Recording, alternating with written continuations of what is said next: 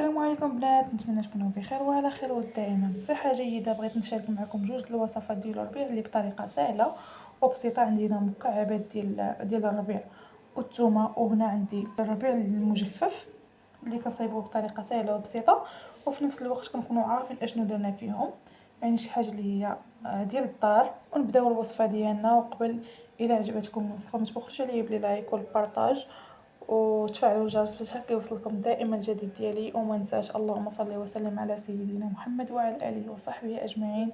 ونبداو مباشره في الوصفه ديالنا. بسم الله على بركه الله. الربيع المجفف اللي كنحتاجو فيه بزاف د الحوايج، مثلا المشاوي ولا اي حاجه كنقدروا نسمو بها. بغيت نشارك معكم الطريقه اللي هي سهله وبسيطه. عندي هنايا الربيع كيف ما كتشوفوا انا مخلط، عندي الربيع والمعدنوس، والاختيار كيبقى لكم، تقدروا ديروا غير الربيع بوحدو او لا المعدنوس.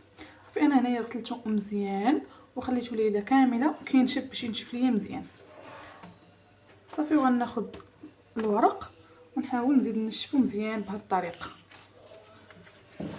باش ما يبقاش فيه نهائيا الماء.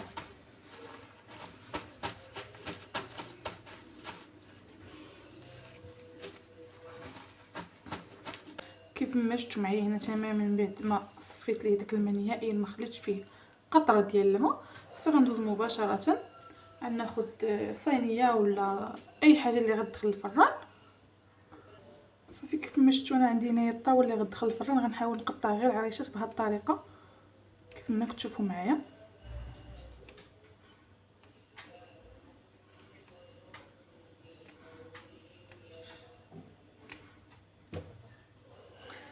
غنستمر هكا حتى غنسالي كاع الكميه ديالي.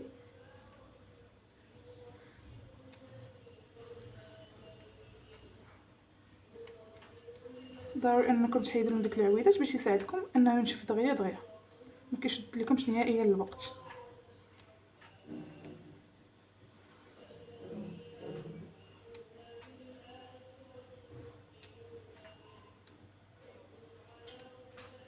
هانتوما البنات بالنسبه ملي نسالينا هاد العويدات تقدروا ما ترميوهمش، راه تقدروا تحتاجوهم من بعد، مثلا تقدروا تنسموا بهم الطعام ولا الفيسه. وبالنسبه لهنا غنوزع هادشي مزيان في الطاوه.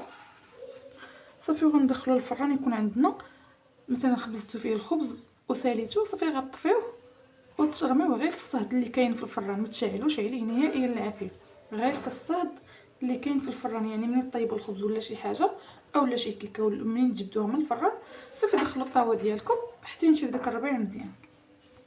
كيف ما شفتوا معايا، شوفوا هنايا راه تقلمش، شوفوا هنايا كيف ما كتشوفوا معايا راه يبس. صافي غندوزو هنايا مباشره. صافي وغناخذوا شي حاجه، عندي هنا طبسيل وعندي هذا. صافي وغنحاول نخدمو انا بهذه الطريقه. شوفوا معايا.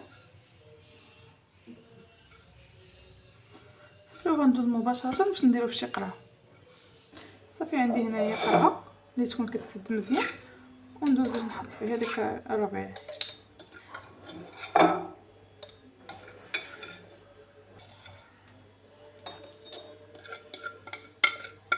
صافي وكنحتفظوا به واحد المده اللي هي طويله بزاف،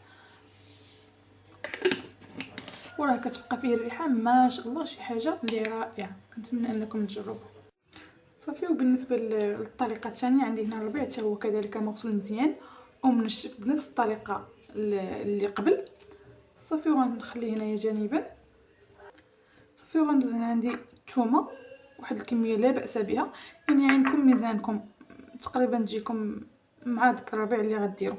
صافي غندوز هنايا مباشره غنقشر ديك الثومه كامله كما كتشوفوا معايا.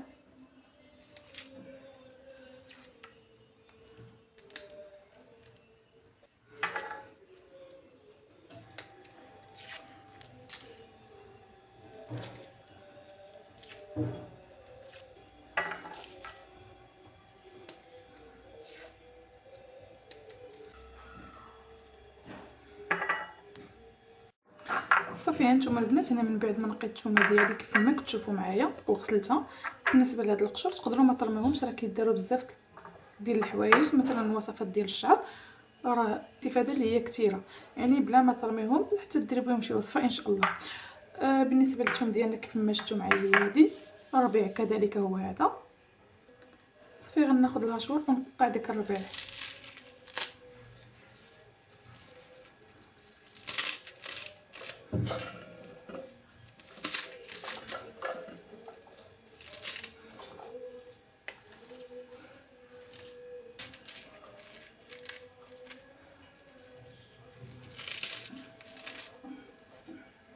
صافي من بعد ما قطعت داك الربيع كامل غنزيد عليه ديك الثومه كيف ما كتشوفوا معايا. صافي غندوز باش نطحن كلشي مزيان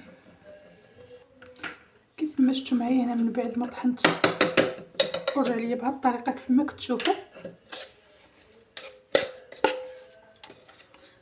صافي غندوز مباشره عندي هذه وغندوز باش نعمرها. وواحد الملاحظه بالنسبه للناس اللي غيقول لك الحاجه المجمده راه مضره بالصحه وغير المرض، راه المرض هو اللي ولينا عايشين مؤخرا مع هذا الغلاء اللي ولينا عايشين فيه. صافي كيف ما شفتوا معايا غنستف كلشي بهذه الطريقه. بالنسبه اللي ما بغاش يجمدوا يقد يديروا في شي قرعه اللي كتحكم مزيان ويحطوا غير في الثلاجه من الفوق، راه كيبقى المده ديال الاسبوع. يعني راه كيجينا ساهل في الطريقه ديال الاستعمال. شفتوا معايا انا غندوز باش نجمدو، غنحاول نعمر هاد الطبقات كاملين.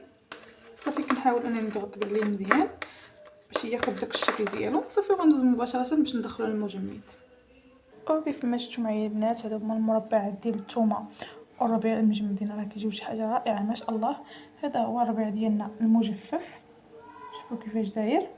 وكنتمنى الى عجبتكم الفيديو ما تبخلوش عليا لايك والبارطاج، ونقول لكم بالصحه والراحه فيديو جديد وصفه جديده ومع السلامه.